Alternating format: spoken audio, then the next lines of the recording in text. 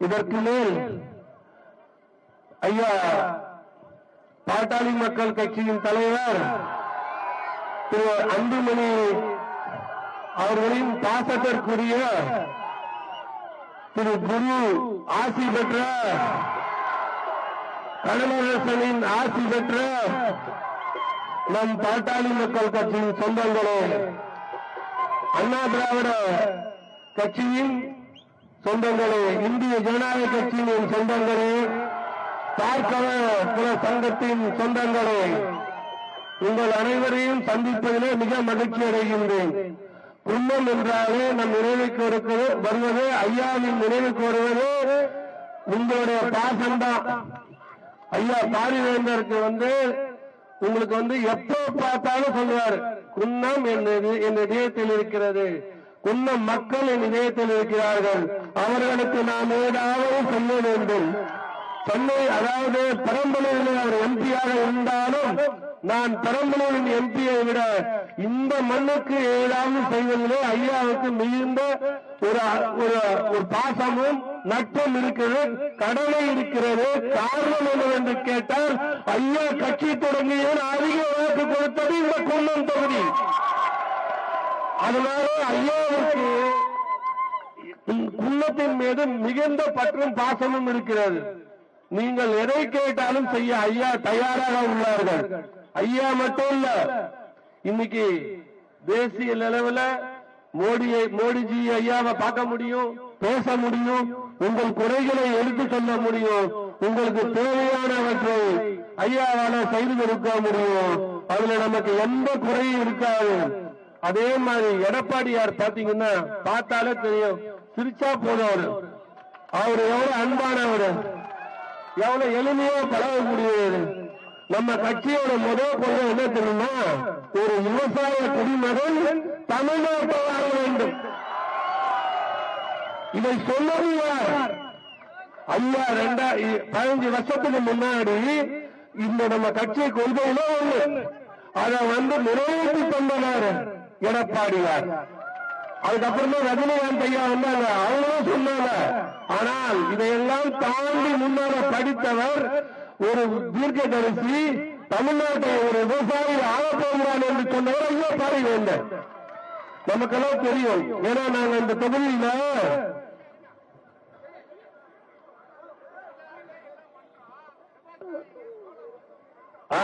வச்சிருக்கேன். இது நான் பேசுறேன் விவசாய பொருளுக்கு நல்ல வரவு வேணும், உங்களுக்கு சேமிப்பு கடமை வேணும், அதெல்லாம் நம்ம பண்ணி தருவோம். அதெல்லாம் திட்டங்கள் எடப்பாடியார் போட்டிருக்காரு, இன்னைக்கு பேசிட்டு இருக்காரு திருச்சியில. இப்ப நீங்க பாத்தீங்கன்னா உங்களுக்கு எல்லாம் நல்லா தெரியும் என்னென்ன திட்டங்கள்னு. நீங்க டிவியில பார்க்கும்போது அத்தனையும் பொன்னான திட்டங்கள். அவங்க என்ன கேட்கிறாரு அப்படின்னு பாத்தீங்கன்னா, இந்த குன்னம் தொகுதிக்கு குடிநீர் பிரச்சனை இருக்குது. அதே மாதிரி விவசாய பொருளுக்கு நல்ல விலைவாசி வேணும். உங்களுக்கு அந்த சேமிப்பு கடங்கும், உங்களுக்கு தேவையான விளைபொருளுக்கு நல்ல விலை வேணும். இதை எப்ப செய்ய முடியும்னா, மத்தியிலே மோடி ஆட்சி இருக்கணும், தமிழ்நாட்டில் எடப்பாடியார் ஆட்சி இருக்கணும். நம்ம மறந்துடக்கூடாது.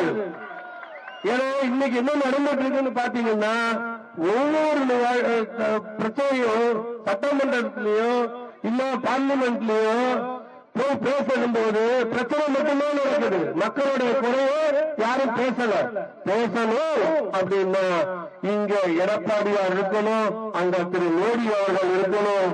2 பேரும் சேர்ந்து டபுள் இன்ஜின் சர்க்கார் நடத்தணும்.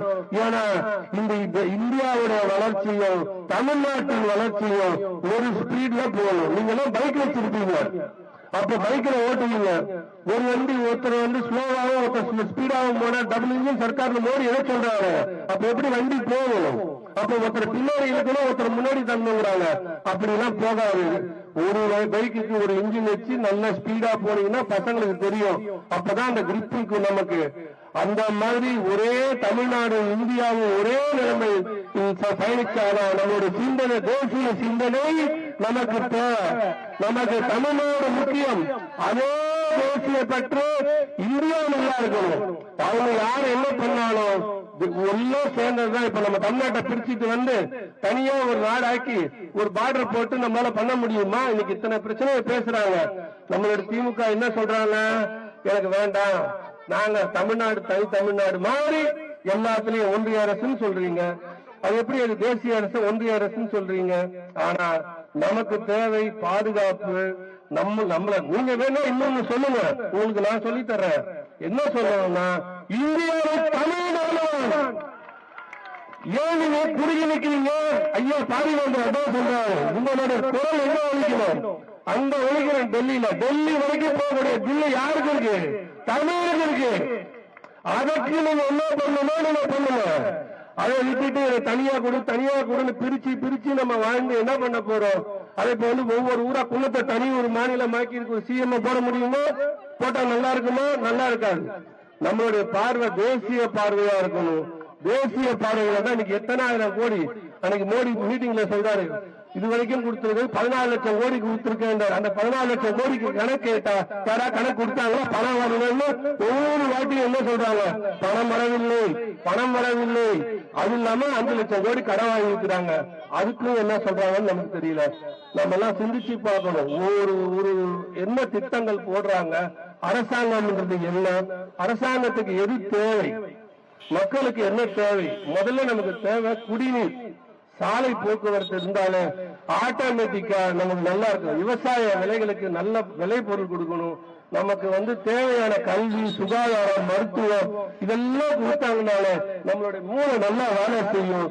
நம்மளோட கான்சென்ட்ரேஷனை டெவலப் பண்ணணும். அங்க சாராய கடை திறந்து வச்சு நம்ம மூளையை மறுக்கடிச்சு நிறைய சரக்கு குடிச்சு நம்ம பிரெயின் வேலை செய்யாது. அப்ப என்ன ஆகும்னா, நீங்க யாராவது இலவசம் கொடுப்பாங்களான்னு காத்துக்கிட்டு இருக்க வேண்டிய ஒரு நிலைமை வருகிறது. அதையெல்லாம் மாற்றணும்னா எடப்பாடியார் மீண்டும் வரணும். ஆனா எடப்பாடியாரும் சொல்லியிருக்காரு. அவர் எதுக்கு சொல்றாருன்னா, என்னென்ன தேவையானவற்றுக்கு சிலது நல்லதை கொடுக்கணும்ன்றாரு. அது மாதிரி எல்லாத்தையும் நம்ம மக்கள் சிந்திக்கணும். இன்னைக்கு தமிழ்நாடு பின்தங்கி இது இன்னும் இந்த மாதிரி நம்ம நினைக்கலாம், நம்ம ஊர் நல்லா தானே இருக்குதுப்பா, இதை விட இன்னும் நல்லா இருக்க முடியுமா? கண்டிப்பா முடியும். ஆனா அது ஏன் நடக்கலன்னா, இது மாதிரி நிறைய தவறான டிசிஷன்ஸ் எடுத்ததுனாலதான் பின்தங்கி போச்சு. மக்கள் நல்லா சிந்திச்சு உங்களுக்கு தேவையான இந்த குடிநீர் பிரச்சனை, கால்வாய் பிரச்சனை, அதே போல விவசாய மக்களுக்கு நல்ல உரிய விலை, உங்களுக்கு தேவையானவற்றையெல்லாம் செஞ்சு கொடுத்து ஐயா சொல்லியிருக்கிறாங்க. இங்க கல்விக்கு முக்கியத்துவம் கொடுப்போம், எல்லாம் கொடுப்போம். எடப்பாடியார் ஸ்கீம் நான் திருப்பி படிக்கணும்னா பெருசா பின்னாடி இருக்குது, நான் வேணா அதை படிக்கிறேன். 100 சீட் ஐயா கொடுத்திருக்காங்க, அறிவிங்கன்றாங்க. அது ஐயா சொல்லிட்டு போயிட்டாங்க. அதுல ஒன்னும் பிரச்சனை இல்லை. இப்ப நீங்க இப்ப எடப்பாடியார் திட்டத்துல ஒரு சின்ன சும்மா சாம்பிள் தான் கொடுக்கிறேன். அதாவது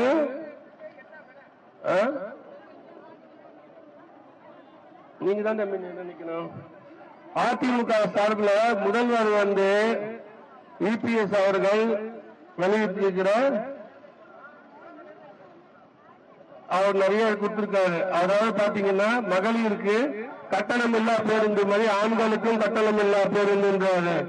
2000 ரூபாய் மாதத்தொகை குடும்ப தலைவிக்கு கொடுக்கப்படுகிறாரு.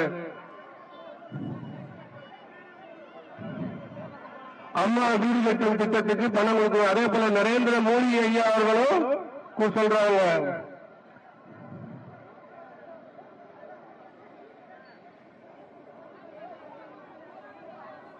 நூறு நாள் வேலை திட்டம் பாத்தீங்கன்னா 150 நாளா வேட்டி தரப்படும். அம்மா இருசக்கர பெண்களுக்கு இருசக்கர வாகனத்துக்கு அம்மா ஸ்கூட்டர் திட்டத்துல 25,000 ரூபாய் மானியம் கொடுக்கிறோம்னு சொல்றாங்க. இந்த மாதிரி பல திட்டங்கள் ஒரு புத்தகமே போட்டு கொடுத்திருக்காரு. அதெல்லாம் நமக்கு இருந்தாலும் ஐயா பாரிவேந்தரின் ஆசை பெற்ற இந்த குன்னம் தொகுதி மக்களுக்கு சின்னம் ரெட்டலை. நமது சின்னம் ரெட்டலை. பெரிய வாக்கு வித்தியாசத்துல சரணியா அன்பர்களுக்கு நீங்க எல்லாம் வாக்கு போட்டு ஜெயிக்க வைக்கணும். அதுதான் நீங்க ஜெயிக்க வச்சிருக்க இந்த நம்பிக்கை எனக்கு இருக்குது. அது எந்த குறையும் இல்லை. ஆனா இந்த வாக்கு வித்தியாசம் ஜாஸ்தியா இருக்கணும். ஏன்னா அன்னைக்கே எங்களுக்கு கொடுத்தவங்க இன்னைக்கு கொடுப்பீங்கன்ற ஒரு நம்பிக்கையில உங்களை தாழ்மையோட கேட்டுக்கிறேன். உங்களை சந்திச்சுல மிக்க மகிழ்ச்சி. நன்றி, வணக்கம்.